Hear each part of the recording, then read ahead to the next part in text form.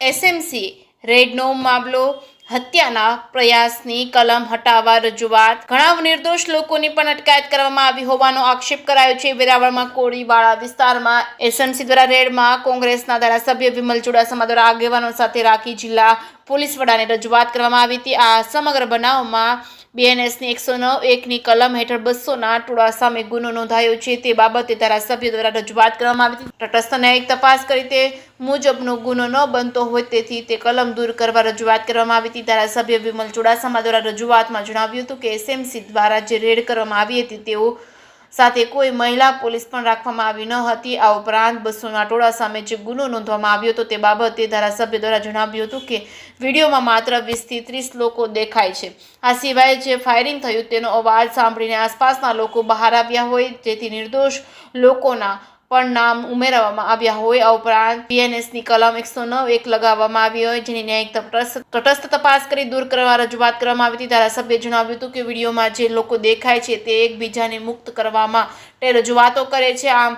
ધારાસભ્ય દ્વારા જિલ્લા પોલીસ વડા જયદીપસિંહ જાડેજાને રજૂઆત કરવામાં આવી હતી। નિર્દોષ લોકોને તેની તપાસ કરી મુક્ત કરવામાં આવે। ઉપરાંત હત્યાના પ્રયાસ જેવા કોઈ ગુનો બન્યો ન હોય તે બાબતે પણ તટસ્થ તપાસ કરી કલમ હટાવવામાં આવે અને જે જુગાર સાથે સંકળાયેલા લોકો હોય તેની સામે કાર્યવાહી કરવામાં આવે તો સમાજને પણ કોઈ વાંધો નથી, પરંતુ જે નિર્દોષ લોકોના નામ ઉમેરવામાં આવ્યા છે તે દૂર કરવામાં આવે અને હત્યાના પ્રયાસની કલમો લગાડવામાં આવી છે તે ન્યાયિક તટસ્થ તપાસ કરી દૂર કરવામાં આવે તેવી માંગ કરવામાં આવી રહી છે। જે કે સિંગલ સાથે મહેશ વાજા, સોમનાથ।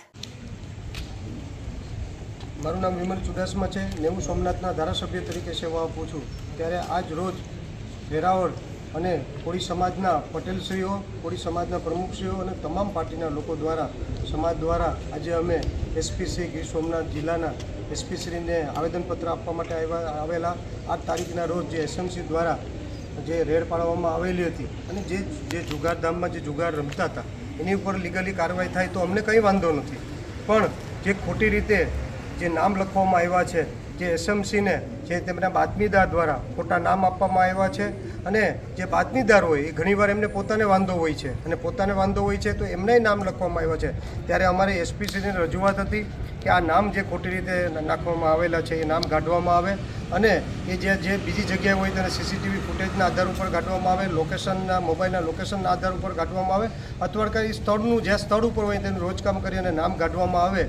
અને એ સિવાય પણ જ્યારે અન્ય 200 લોકોના નામ ઉમેરવામાં આવ્યા છે કે અન્ય 200 લોકો છે, પણ ઘણે ત્યાં વિસ્તાર છે, કોળી સમાજનો મોટો વિસ્તાર છે, ત્યાં અંદાજિત 5000થી લોકો વધારે રહેતા હોય અને એ દરમિયાન રાતના 10 વાગ્યા હોય, કોળી સમાજના લોકો મજૂરી કરતા હોય, ખેતી કરતા હોય, નોકરી કરતા હોય અને 10 વાગ્યાના સમયે વહેલા સૂઈ ગયા હોય ને એ સમયે આકાશમાં ફાયરિંગ થતું હોય તો એ ડરના મારે લોકો બહાર નીકળી ગયા અને એના કારણે ટોળા જોવા માટે ત્યાં ઊભેલા હતા અને એ ટોળા ઊભેલા હતા એને પણ એવું બતાવવામાં આવ્યું કે 200 જણા પણ આમાં સામેલ છે તો એમના નામ પણ કાઢવામાં આવે ને એ સિવાય પણ જે જુગાર રમતા હોય અને જે લીગલી જે કાર્યવાહી થતી હોય, જે સરકારી નીતિ નિયમ પ્રમાણે જે ગુના દાખલ થતા હોય તો એ ગુના દાખલ કરવામાં આવે। પણ જે 307 જેવો ગંભીર ગુનો છે, જે તમે વિડીયોમાં જોઈ શકો કે વિડીયોમાં તમે 15 કે 20 લોકો જે છે એ જે પીએસઆઈ છે એમને રજૂઆત કરતા હતા, એમના હાથમાં કોઈ હથિયાર નહોતું કે એમને કોઈ એવું કામ નહોતું કર્યું વિડીયોમાં કે જેનાથી આવો ગંભીર ગુનો બની શકે। એટલે આ ગંભીર ગુનો પણ ખોટી રીતે નાખવામાં આવ્યો છે અને